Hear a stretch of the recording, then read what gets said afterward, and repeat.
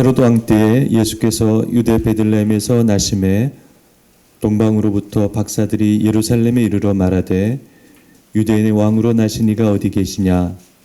우리가 동방에서 그의 별을 보고 그에게 경배하러 왔노라 하니. 9절에서 11절 말씀입니다. 박사들이 왕의 말을 듣고 갈새 동방에서 보던 그 별이 문득 앞서 인도하여 가다가 악이 있는 곳 위에 머물러 서 있는지라. 그들이 별을 보고 매우 크게 기뻐하고 기뻐하더라. 집에 들어가 아기와 그의 어머니 마리아가 함께 있는 것을 보고 엎드려 아기께 경배하고 보배압을 열어 황금과 유향과 모략을 예물로 드리니라. 누가복음 말씀 2장 8절에서 20절 말씀입니다.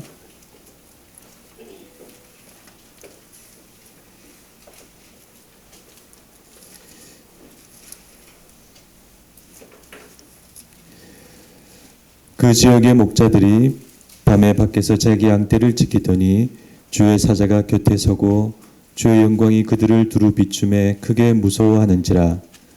천사가 이르되 무서워하지 말라.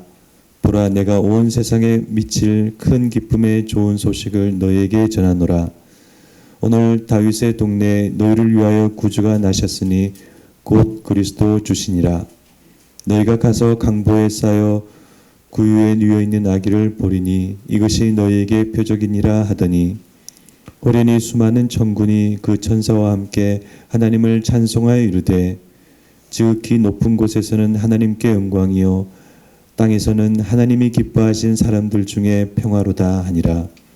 천사들이 떠나 하늘로 올라가니 목자가 서로 말하되 이제 베들레헴으로 가서 주께서 우리에게 알리신 바 이 이루어진 일을 보자 하고 빨리 가서 마리아와 요셉과 구유에 누인 아기를 찾아서 보고 천사가 자기들에게 이 아기에 대하여 말한 것을 전하니 듣는 자가 다 목자들이 그들에게 말한 것들을 놀랍게 여기되 마리아는 이 모든 말을 마음에 새기어 생각하니라. 목자들은 자기들에게 이르던 바와 같이 듣고 본 그 모든 것으로 인하여 하나님께 영광을 돌리고 찬송하며 돌아가니라. 아멘. 오늘 이 읽은 말씀을 가지고 마태복음과 누가복음의 예수 탄생 이야기라는 제목으로 말씀을 나누고자 합니다. 기쁘고 복되고 아름다운 성탄절날 하나님의 은혜가 여러분의 가정과 하시는 일과 또 기도하시는 모든 제목에 아름답게 임하시길 빕니다. 우리가 예수님을 믿으면서 가장 아름다운 날이 있다면 성탄절이 아닐까 그렇게 생각합니다. 저는 어릴 적에 성탄절이 다가오던 어느 날 우리 집에서 보이던 성탄 그 교회 종탑의 불빛과 장식을 보고 너무 좋은 나머지 혼자 어떤 행동을 했습니다. 제가 무엇을 했을까요? 제가 방에서 혼자 앞구르기를 했습니다. 성탄절에 왠지 모를 의미와 그 분위기로 그렇게 들떴던 그런 기억이 납니다. 여러분들에게도 성탄절과 관련한 아름다운 기억들이 많이 있으신 줄 믿습니다. 세월이 흘러가는 앞으로도 성탄의 기쁨과 좋은 추억이 많이 있으시길 빕니다. 복음서에는 예수님의 탄생과 관련한 두 개의 이야기가 있습니다. 하나는 마태복음에, 하나는 누가복음에 있습니다. 이 두 개의 이야기는 예수님의 탄생을 설명하는 단순한 이야기가 아니라 하나님의 뜻과 많은 의미와 메시지가 담긴 특별한 이야기입니다. 그래서 우리가 성탄절이 되면 꼭 이 두 개의 이야기를 깊은 마음으로 읽고 묵상해 보아야 합니다. 지난 성탄절에 우리는 마태복음의 예수님 탄생 이야기를 살펴보았죠. 그래서 올해는 누가복음의 예수님 탄생 이야기를 살펴볼 시간입니다. 그런데 작년에 마태복음 예수님 탄생 이야기의 그 내용이 어떤 내용이었는지 아무래도 많이 잊으셨을 것 같습니다. 그래서 오늘은 그 내용을 그대로 다시 한번 살펴보고 그런 다음 누가복음 내용으로 넘어가도록 하겠습니다. 그래서 우리가 이 두 이야기를 한 번에 같이 살펴보면 예수님의 탄생을 더 잘 이해할 줄 믿습니다. 먼저 이야기라고 제가 여러 번 말씀을 드렸는데 이것은 이 말씀의 형식이 이야기라는 의미이지 내용이 이야기라는 그런 의미는 아닙니다.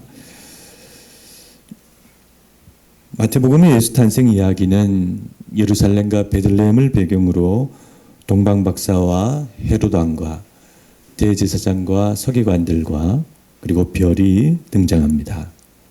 마리아와 아기 예수는 이야기의 끝에 잠깐 등장하죠. 그래서 마태복음의 예수 탄생 이야기는 이와 같은 배경과 등장인물을 가지고 매우 묘하고 아름다운 이야기를 만들어냅니다.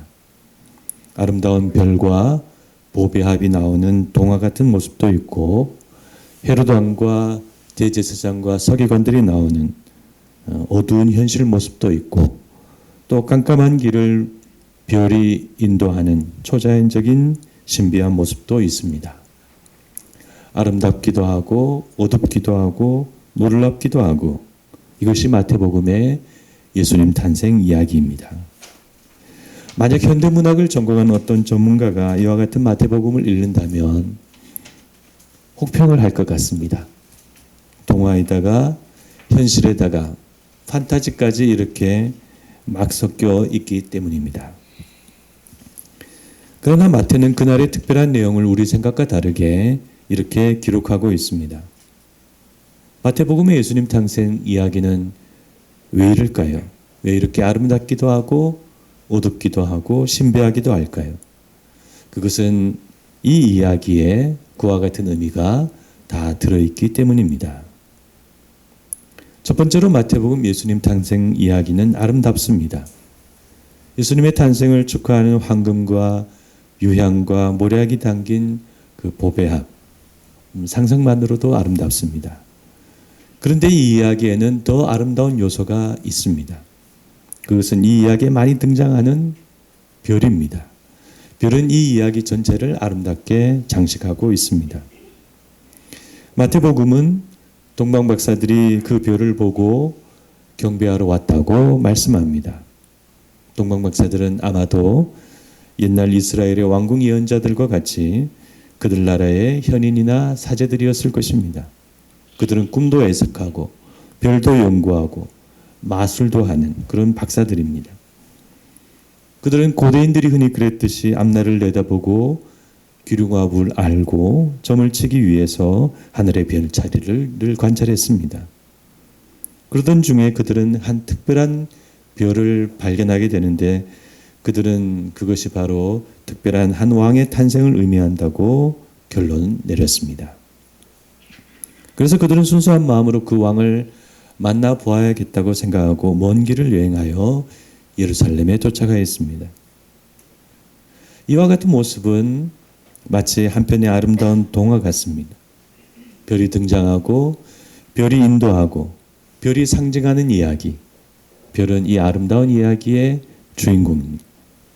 그리고 그들이 아기 예수께 경배하며 보배합을 여는 그 모습도 참 아름다운 장면입니다. 그들은 오직 그분께 최고의 경배를 드리기 위해 그렇게 먼 길을 왔습니다. 예수님의 탄생 이야기가 왜 이렇게 아름다울까요? 네, 그것은 그분이 오신 의미가 그렇게 아름답기 때문입니다.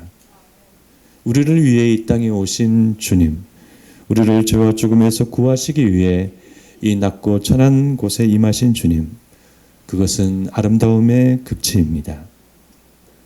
그러나 그 아름다움이 어찌 그 오신 모습만 그러하시겠습니까? 그 결과와 앞으로의 미래도 지금 우리 가운데 심히 아름답습니다. 소망 없는 이 어두운 세상에 밝은 빛을 비춰주시고 그 빛으로 지금 우리를 하나님의 나라로 인도하고 계십니다. 두 번째로 마태복음의 예수님 탄생 이야기는 어둡습니다. 예수님 탄생 이야기가 아름답기만 하면 얼마나 좋을까요? 그러나 예수님 탄생 이야기는 어둡습니다. 마태는 예수님 탄생 즈음에 있었던 너무도 어두운 현실을 있는 그대로 보여주고 있습니다. 그것이 무엇이었을까요? 네, 그것은 당시 권력과 권력자들의 악한 모습입니다. 우선 정치 권력자인 헤롯 왕이 예수님의 탄생을 원치 않았습니다. 아시다시피 그는 에돔 사람인데 로마에 충성하여 당시 유대를 통치하고 있었습니다. 그런데 그는 늘 자신의 자리가 불안한 사람이었습니다. 그는 자기의 자리를 지키기 위해서 자신의 부인과 아들들과 장모를 죽이기까지 했습니다. 그런 인물이었기 때문에 그는 유대인의 왕이 태어난다는 박사들의 말을 들었을 때 큰 충격을 받았습니다. 헤롯은 그 아기가 누구이고 그가 어떤 인물이든지 그 싹을 잘라야 한다고 생각했습니다. 그래서 그는 박사들을 가만히 불러 그 별이 나타난 때를 묻습니다. 그리고 아기를 찾거든 나에게 알려달라고 말합니다. 그러나 꿈의 계시를 받은 박사들은 헤롯에게 알려주지 않고 돌아갔습니다. 그 후 헤롯이 어떤 일을 저질렀는지 우리는 잘 압니다. 분노한 헤롯은 베들레헴으로 군사를 보내 2살 아래의 아기들을 다 죽이고 말았습니다. 그런데 헤롯 왕만 악했을까요? 당시 유대 대제사장과 서기관들도 악하긴 마찬가지였습니다. 악한 그들은 메시아인 그리스도가 탄생하실 장소를 알고도 찾아가지 않았습니다. 왜 안 갔을까요?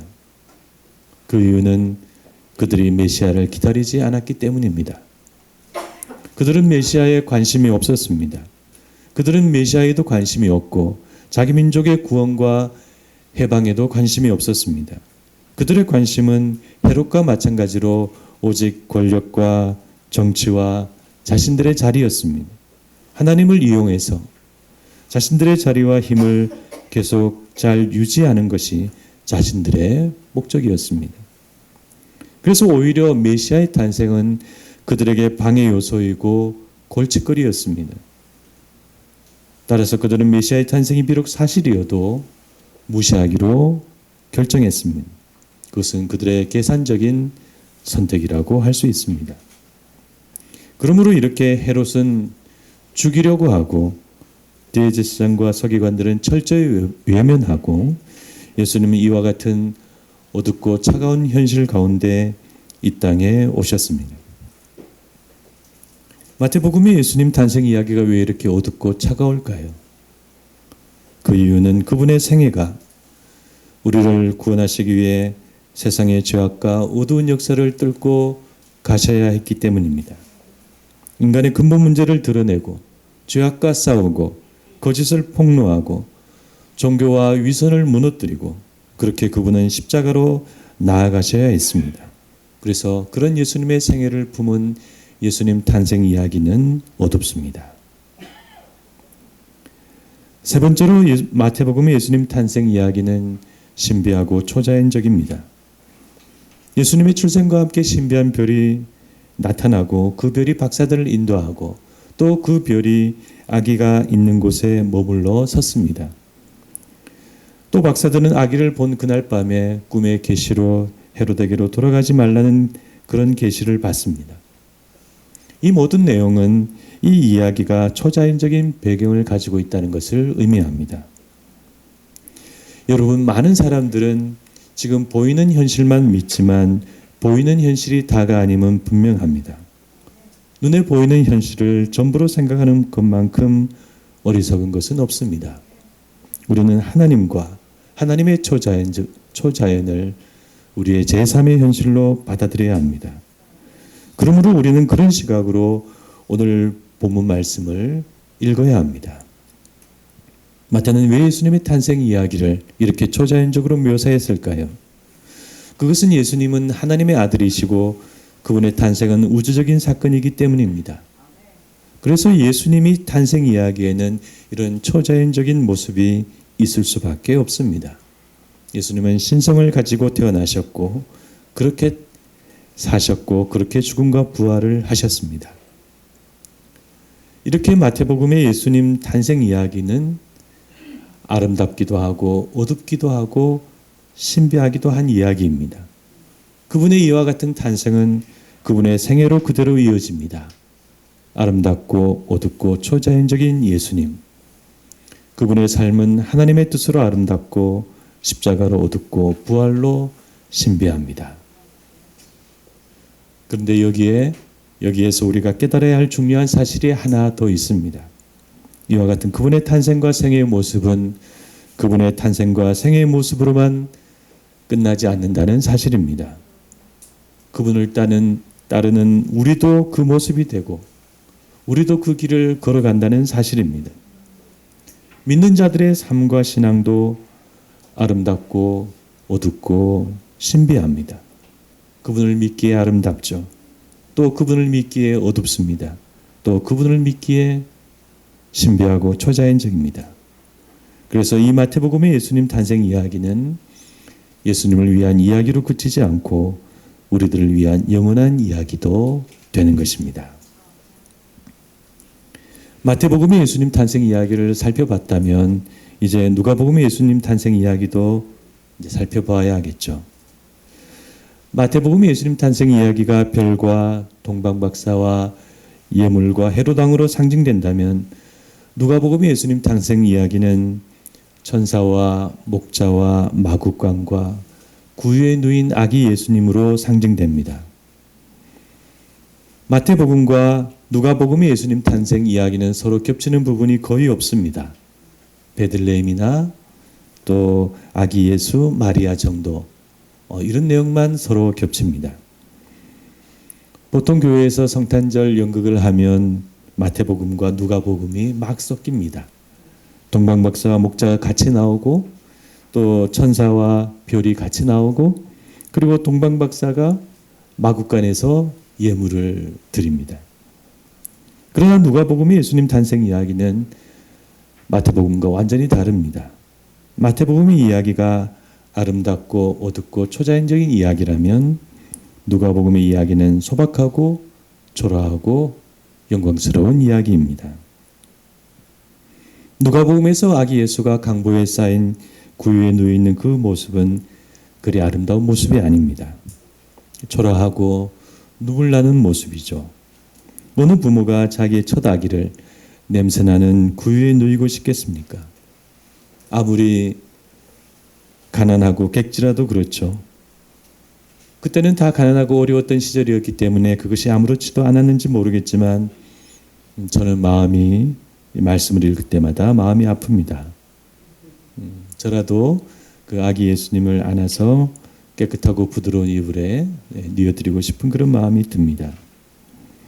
지금 우리는 성탄 장식을 할 때 마국간과 구유 안의 아기 예수를 예쁜 장식과 모형으로 만들지만 그러나 실제로 그것은 냄새나고 초라한 모습 그것이었습니다. 그런데 그런 초라한 곳으로 손님들이 왔습니다. 불쑥 찾아온 손님은 들에서 양을 치던 목자들이었습니다. 목자는 그때도 참 초라하고 힘든 직업이죠. 그들은 이름 없는 남루한 사람들이었습니다. 만약 여러분이 마리아와 요셉이라면 그들의 방문과 축하가 감사하고 의미가 있었을까요? 이렇게 누가복음의 예수님 탄생 이야기는 너무 초라합니다.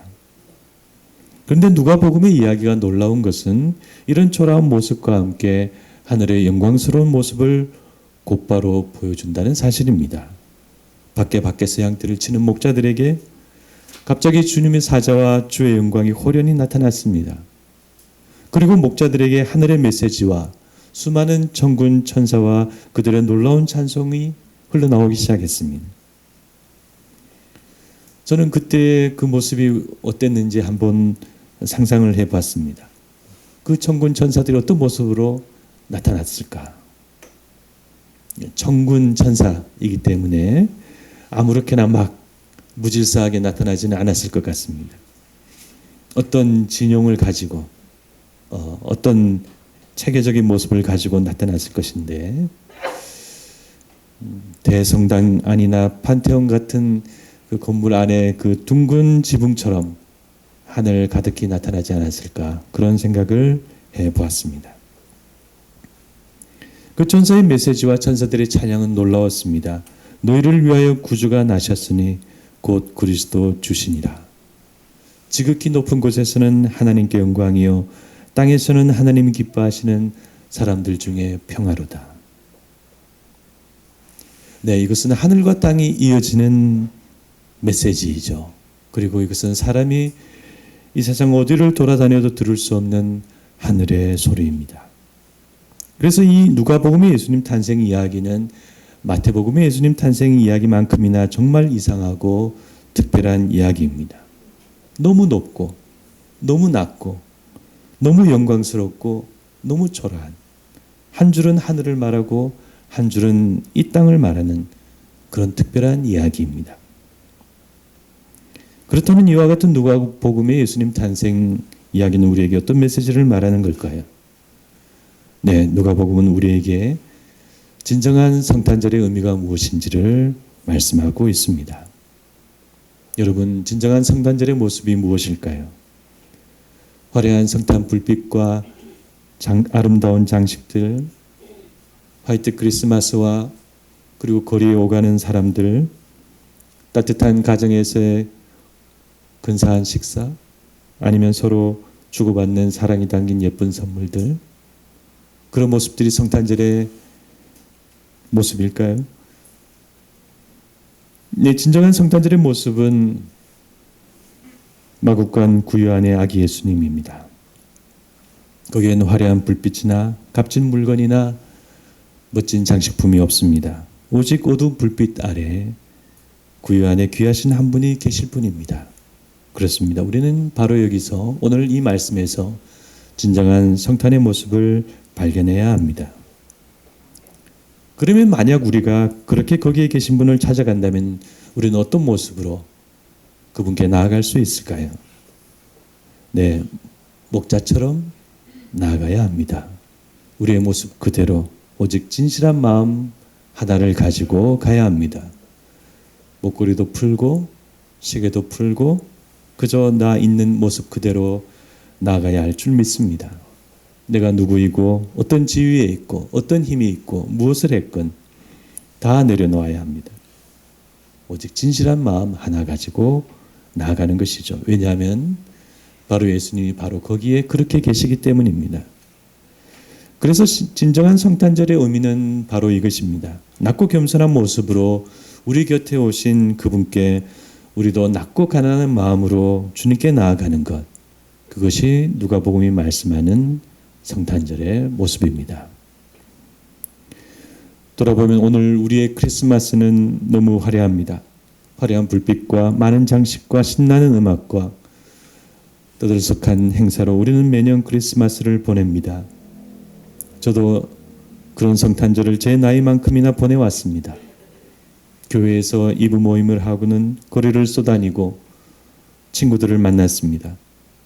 그러나 그때마다 언제나 진정한 성탄절이 무엇이고 진정한 성탄절의 모습이 무엇인지 궁금했습니다. 그런데 우리는 바로 오늘 이 누가복음 말씀에서 진정한 성탄절을 발견할 수 있습니다. 진정한 성탄절은 어두운 불빛 구유 안에 계신 바로 그분입니다. 또 거기에 계신 분께 나아가는 우리의 진실한 모습입니다. 여러분들은 그런 복된 분들이 되시기를 바랍니다. 근데 여러분이 이와 같은 성탄의 의미를 발견하시고 그렇게 주님 앞에 나아가신다면 주님께서 여러분들을 만지실 줄 믿습니다. 주님께서 여러분 안에, 여러분은 주님 안에 있음을 알게 될 것입니다.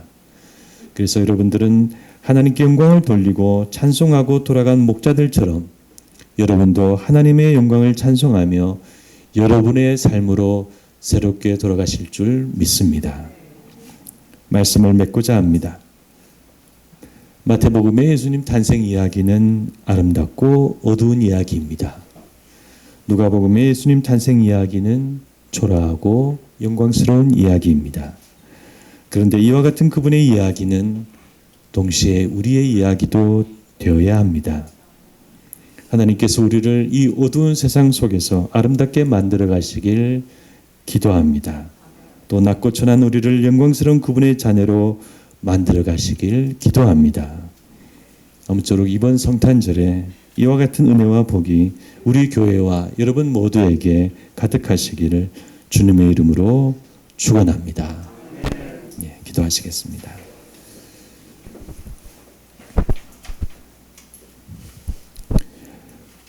사랑이 많으신 하나님 아버지, 오늘 저희들은 마태복음과 누가복음이 말씀하는 예수님 탄생 이야기를 살펴보았습니다. 많은 하나님의 뜻과 의미와 또 우리를 향한 말씀들이 있는 말씀인 줄 믿습니다. 저희들이 오늘 이 성탄절 예배 가운데 이 말씀의 의미가 가득 저희들 안에 들어오게 하여 주시옵시고 진정으로 그분께 경배하고 감사하고 찬양하는 저희들이 될 수 있도록 인도하여 주시옵소서. 부족한 저희들에게 믿음을 주시고 그런 주님을 사랑하며 끝까지 따라가는 귀한 믿음이 될 수 있도록 항상 지켜주시고 인도하여 주시옵소서. 지금은 우리 주 예수 그리스도의 크신 은혜와 하나님 아버지의 무한하신 사랑과 성령님의 감화 감동 교통하심이 성탄절을 맞아 주님이 이 땅에 오신 그 은혜와 사랑을 찬송하고 기뻐하는 여기 있는 모든 분들 머리 위에 지금부터 영원토록 함께 있을지어다. 아멘.